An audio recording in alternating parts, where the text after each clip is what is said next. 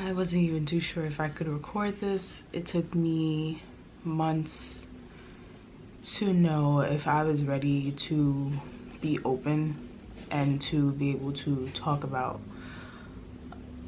this subject. I don't have any mascara on because I know I'm gonna end up crying more than likely. But on July 31st of 2018,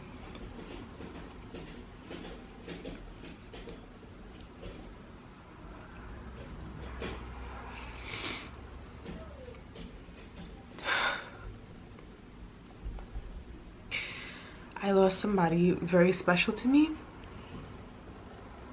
and it was the most devastating experience I ever had in my life. My mom,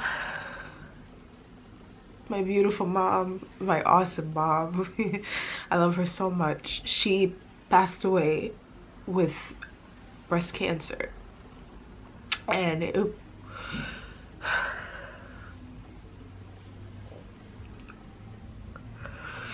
was a 2-year-long battle, and my sister and I was there from the beginning.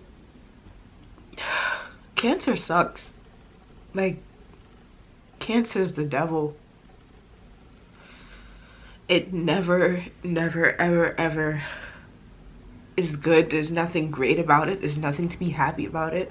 It's sad, it's depressing. As much as people wanted her to be happy and wanted her to not dwell on it or to not think about it, it's something you always have to think about because it's so quick. It happens so quick. It takes away a life in just a second, and boom, it's like a whole nother world, and you have to live without somebody. She was diagnosed about 2 years ago. She at first didn't want to get a biopsy done because she was afraid of the pain that she was going to have during the biopsy. She had gotten misinformation from one of her friends that an actual biopsy hurts.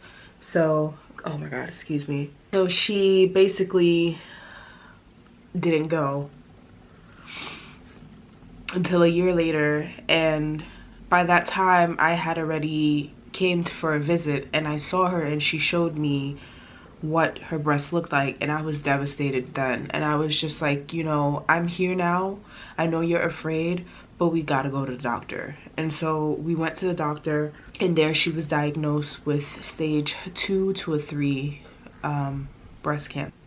By that time, it had already stretched out to her lymph nodes, so it hadn't really gotten to any parts of her body. Immediately, they put her on chemo, and she was on chemo. It took her a few months, and she started to lose her hair.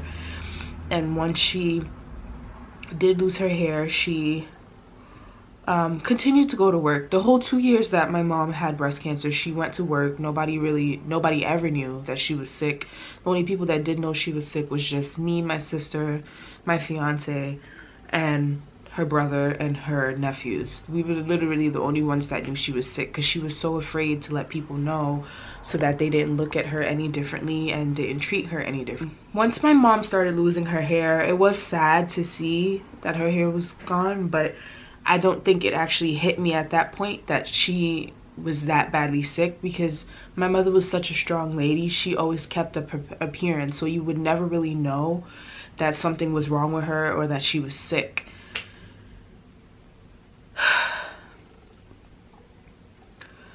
At some point, the doctors had her on multiple different chemotherapies, and I went with her to a couple of them because sometimes the doctor, I am of Haitian descent, and my mother, even though she's been in the country for a little while, she still can't comprehend some of the English terms that they would tell her. So I would go with her so that she can learn how to, so that she can understand, excuse me, what they are telling her. So sometimes the chemo would make her so tired and so sick, and she would throw up sometimes, and she would hide it, like, you know, she just didn't want people to know what she went through and what she was going through, because it was just so sad. And times that she would throw up, I would be in the bathroom doing my hair or something, and she'd have to throw up, and I would be the only one that would know that she's actually throwing up from the chemo she got in like 2 days ago. As I said before, my mom worked for 2 years, up to 2 years up to her death, so she did not take a break. There was a point where one of the chemotherapies that they were doing for her did start to work, and her breast actually shrunk. It got really bad that it got to the size of a football. Like, it was really big, and the chemo that she was getting between January and March of 2018 started to shrink it. But even though it was shrinking it, it was making her so sick, so sick, that she just didn't want to take it anymore. So it's like you could either sacrifice getting better from a medication that's making you feel horrible, or you can just, you know. Around May of 2018, my mom had gotten really bad pains in her sides, and we couldn't tell where it was coming from. And so it got so bad that she couldn't even walk, and she would have to walk with a cane or an umbrella to work, and even then she was still hiding it from work people. So she would go with an umbrella, and people wouldn't really understand what she was going there with that for. At some point we ended up taking to the hospital, and we found out that the breast cancer had spread to her liver, and parts of it was already in her lungs. So over the course of the few months leading up to her death, the cancer had spread to her colon, it had spread to her intestines, it had spread to her kidneys, it had spread to her spine, and it spread to her spine to the point that she couldn't walk anymore, and her legs were numb. Everything happened so fast that I did get the chance to say goodbye.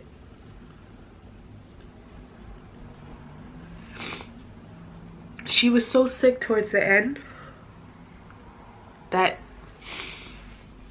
she didn't comprehend what was going on around her. You would talk to her and she wouldn't be able to hold a full conversation because she wasn't feeling well. Towards the last few months of my mom's death, she had the cancer spread to so many parts of her body within, like, I would say from May to July. Like, it spread so quick, it was so fast. She couldn't walk, she couldn't speak because it was in her throat eventually at some point, and it was in her brain. The last place that it had fully spread to was her brain. I just knew from that point that I mean, it's like even then it didn't hit me that I was gonna lose her. It's like I knew it was a part of the possibility of what comes with cancer, but my mom was such a strong individual for all her years in my life that I never thought there would be something that she would not be able to battle.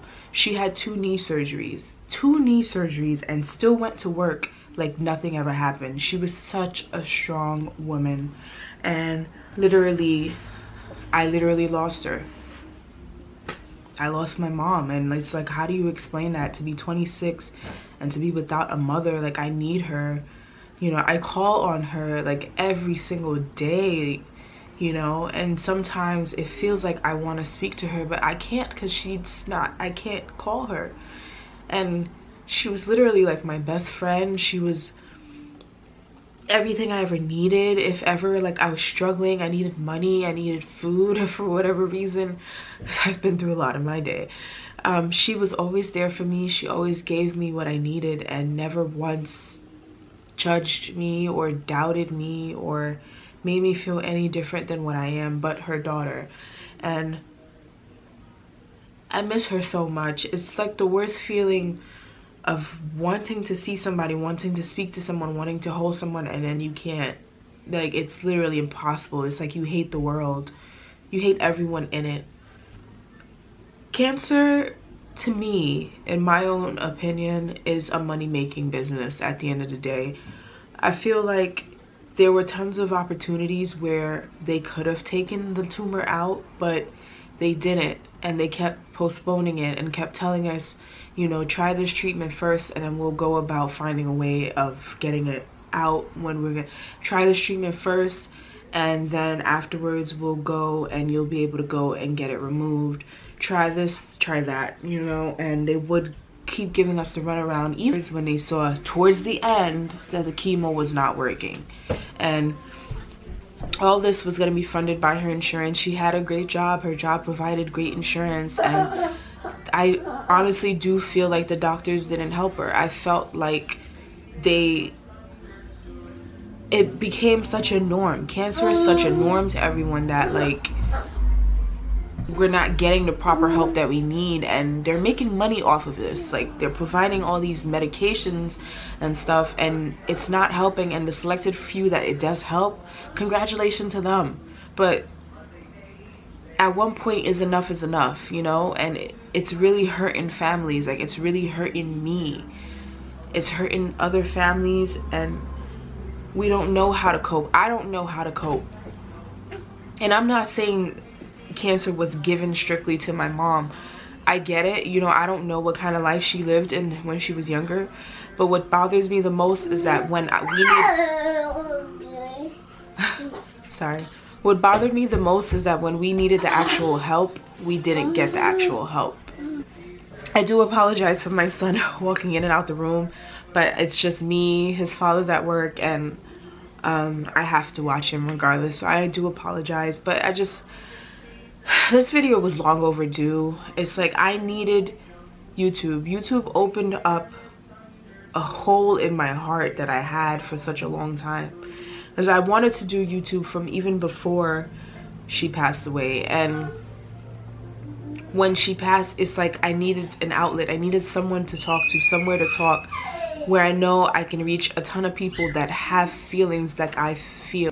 I would never ever wish this upon anybody. And I'm talking about cancer, I'm talking about death, like, and I'm talking about the death of a mom. I would never, even to my enemies, I don't have any enemies, but if anyone hates me, I would never wish stuff like this upon them, because it hurts, man. It's like, yo, it's hard to get back from that. My mother was a wonderful woman. She was smart, she was hardworking, she was loving, she was so sweet, and she did not deserve anything that she went through. The amount of pain she had towards the end, how they kept giving her morphine and oxycodone and all these damn pills that wasn't doing anything to help her. Her pain was still there. And for them to had told us, like, had not tell us the truth that she was dying, and they immediately just told us, like, take her to hospice care, like, that, even that was hurtful, you know. Like, I've seen so many things that my mom went through physically. I literally watch her deteriorate, and it's something I will never be able to get out of my mind. And it hurts because I try to mask all of the bad thoughts with good thoughts, and the pain is so overwhelming that I can't even get my brain to listen to me, to hear me tell it that I don't want to think these thoughts anymore. I don't want to see these images anymore. I miss my mom. There's not a day that don't go by where I don't think about her, and it hurts. Unless you walked in my shoe and you've had a death so close, it's like you won't understand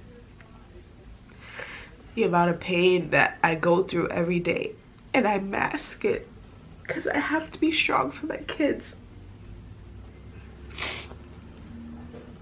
Like, I fucking hate cancer. Like, I fucking hate it. It's to the point that if I hear it on TV, I can't even listen to the fucking commercials, or if I see it on the computer or my phone, it's like I can't even, like, I can't. And it's like I had a point in my life where I started to think, what am I doing wrong? I'm too young to have lost my mom. Like, I could have, I mean, you know, it's wrong to say that I could have lost her later on in my years, but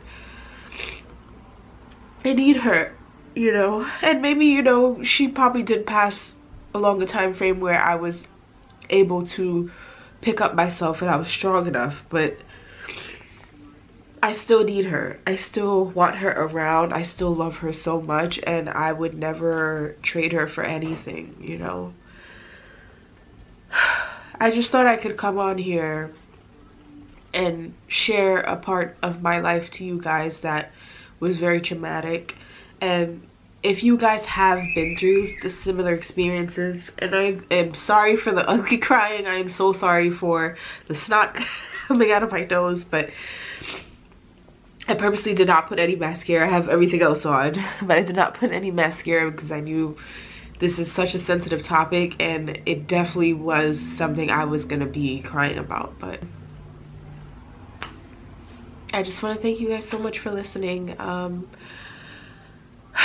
Through all this, I know she's definitely with me. You know, like I said, I just wish I had physical contact because I miss her so much. She was so funny. She was so funny. She loved to cook. Her food was so good. Oh my God, her Haitian food was loved by all. Like, oh my God. God definitely took an angel. Thank you guys so much for watching. I want you to stay beautiful. Sorry, I'm like clouded up there. I want you to stay beautiful. I want you to love yourself and never give up.